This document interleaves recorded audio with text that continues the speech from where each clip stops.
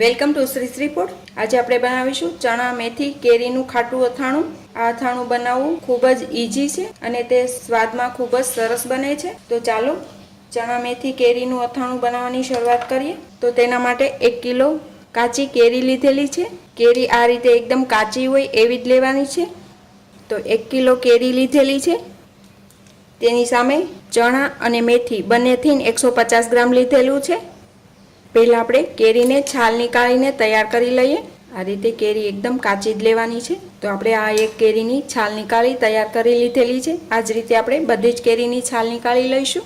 હવે કેરીની છાલ નીકાળી તૈયાર કરી લીધેલું છે। હવે તેના ટુકડા કરીશું। આ રીતે એક વાસણ લઈશું અને તેમાં આપણે કેરીના ટુકડા કરી લઈએ। ટુકડા આપણે મીડિયમ સાઈઝના કરીશું। વધારે મોટા કરીશું તો ખાવામાં મજા નહીં આવે। આ રીતે નાના કરીશું તો વધારે ઈઝી રહેશે। તો આપણે એક કેરી કાપીને તૈયાર કરી લીધેલી છે। આ જ રીતે બાકીની કેરી પણ આપણે તૈયાર કરીશું કાપીને। ગોટલીનો આજુબાજુનો ભાગ બધો જ લઈ લેશું। ભલે તેના કટકા છે પરફેક્ટ શેપમાં ન થાય, આ રીતે ગોટલી નીકાળી દેવી। બધી જ કેરીના ટુકડા કરી દીધા છે। તો કેરી આપણી એકદમ તૈયાર થઈ ગઈ છે। હવે ચણા મેથીને એક બાઉલમાં લઈશું। ચણા મેથીને 2 થી 3 પાણીએ ધોઈને તૈયાર કરવાના છે। તો આપણે ધોઈને તૈયાર કરી લઈએ। આ રીતે બંનેને ધોઈને તૈયાર કરીશું। તો તૈયાર કરી લઈએ। ચણા મેથી સરસ ધોઈ લીધા છે। હવે પલાળવા માટે જે ક્વોન્ટિટી હોય તેનું ડબલ પાણી નાખીશું। હવે કેરીમાં પણ આપણે 2 ટીસ્પૂન જેટલું મીઠું નાખીશું। 2 ટીસ્પૂન હળદર નાખીશું। મીઠાની જરૂર લાગે તો વધારે નાખી શકાય છે। હવે તેને આ રીતે ઉછાળીને મિક્સ કરી લઈએ। તો હવે સરસ રીતે બધું જ મિક્સ થઈ ગયું છે। આ રીતે કેરીને હળદર મીઠા સાથે બરાબર મિક્સ કરી લેવી। હવે હળદર મીઠાવાળી કેરીના ટુકડા, ચણા અને મેથી 6 થી 7 કલાક ત્રણેય વસ્તુ પલાળી રાખીશું। હવે 6-7 કલાક પછી મેથી અને ચણા સરસ પલાળી ગયા છે। આ રીતે દબાવીએ તો તેને તોડી શકાય છે। તો આ તૈયાર છે। એ જ રીતે મેથી પણ સરસ પલાળી ગઈ છે। ચણામાંથી પાણી નીકાળી લઈએ।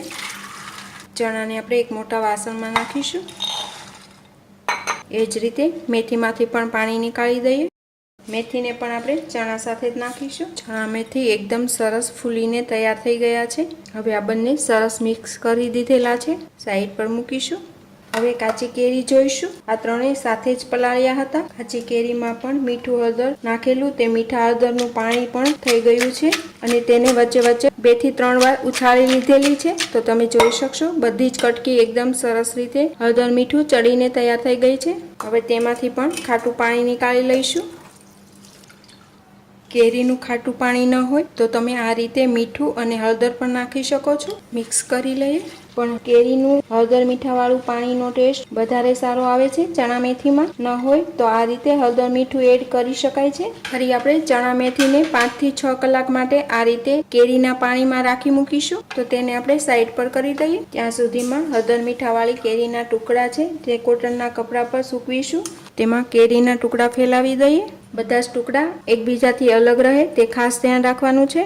હવે આ ટુકડા 10 થી 12 કલાક રહેવા દઈશું પંખા વગર અને તડકા વગર જ। ત્યારબાદ આપણે જે મેથી અને ચણાને ખાટા પાણીમાં પલાળેલા છે તેને પણ આપણે 5 થી 6 કલાક સુધી પલળવા દઈશું। ત્યારબાદ તેને પણ આ રીતે કપડામાં સૂકવીશું એટલે બંનેનો સમય સરખો જ થઈ જશે જ્યારે કાઢીશું ત્યારે। તો હવે આપણે કેરીને સુકાવા દઈશું। 5 થી 6 કલાક બાદ તમે જોઈ શકો છો એકદમ સરસ કલર ચડી ગયો છે ચણા અને મેથીમાં। ટેસ્ટ પણ કરી શકો, તમને ખ્યાલ આવશે મીઠાનો ટેસ્ટ। હવે ફરીથી આપણે ચણા અને મેથીમાંથી પાણી નીકાળી લઈશું। તો ફરી આપણે સ્ટ્રેનર લઈશું। નીચે બાઉલ રાખેલું છે અને પાણી આપણે ગાળી લઈએ। તો આ રીતે આપણે ચણા અને મેથીમાંથી પાણી કાઢી લેવાનું છે।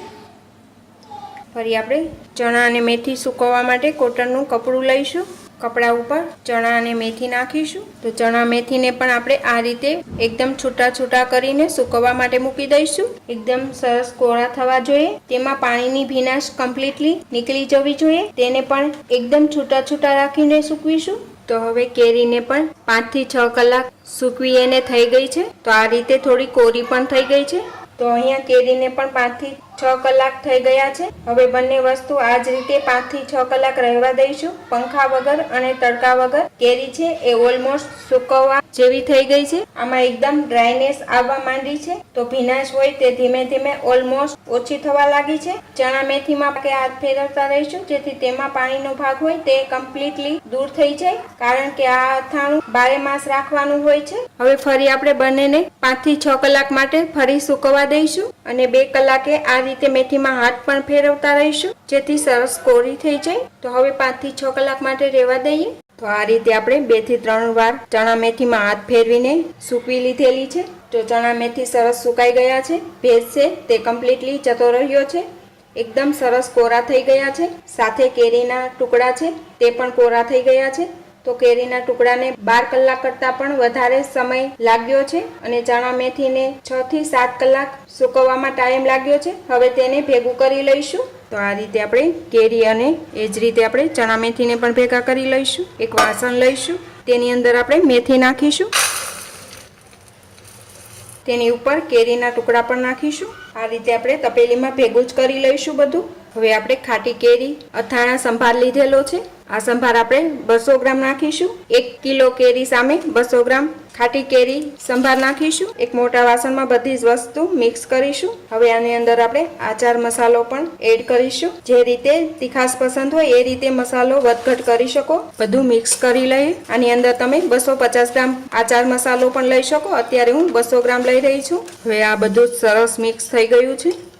હવે આપણે 500 ગ્રામ તેલ લીધેલું છે, ગેસ પર તેલ ગરમ થવા માટે મૂકીશું। અત્યારે આપણે 500 ગ્રામ લીધેલું છે, વધારે જોઈશે તો પછી ફરી લઈશું થોડું। તેલમાંથી વરાળ બહાર આવે એટલે ગેસ બંધ કરી ઠંડુ કરી પછી જ અથાણામાં એડ કરવાનું। ક્યારેય પણ તમને અથાણામાં તેલ એડ કરવું હોય તો તમને એવું લાગે કે તેલ વપરાઈ ગયું છે અથવા તો ઓછું પડ્યું છે, તમારે તેલ એડ કરવું હોય તો તેને આ જ પ્રોસેસથી ગરમ કરીને થોડું ઠંડુ રૂમ ટેમ્પરેચર પર થાય પછી જ અથાણામાં એડ કરવું। તો ધીમા ગેસ પર તેલ ગરમ કરીશું। હવે આપણું તેલ ગરમ થઈ ગયું છે, તમે જોઈ શકશો તેલમાંથી વરાળ બહાર આવવા લાગી છે। તો આપણે આ રીતે તેલ ગરમ કરવાનું છે। તો હવે તેલ ગરમ જ છે, ગેસ બંધ કરી નીચે ઉતારી તેલને આપણે ઠંડુ કરી લઈશું। તો તેલને આપણે નીચે ઉતારી ઠંડુ થવા દઈએ।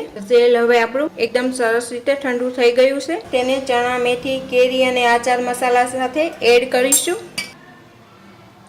અને તેલ સાથે બધા જ મસાલા મિક્સ કરીશું। હજુ તેલ ઉપર આવશે, જેમ જેમ ચણા મેથી નીચે જશે અને તેલ ઉપર આવશે, એક દિવસ માટે આ રીતે રાખીશું એટલે તેલની ખબર પડી જશે। જો તેલનું લેયર ઉપર આવી જાય તો વધારે તેલ નાખવાની જરૂર નથી, પણ જો મેથીના અને ચણાના દાણા કમ્પ્લીટલી આની અંદર ડૂબે નહીં એ રીતનું તમને દેખાય તો ઉપરથી એક વાટકી તેલ ગરમ કરીને ઠંડુ કરીને આની અંદર એડ કરી શકો છો। તેલની જરૂર લાગે તો તમે કોઈ પણ ટાઈમે તેલ એડ કરી શકો।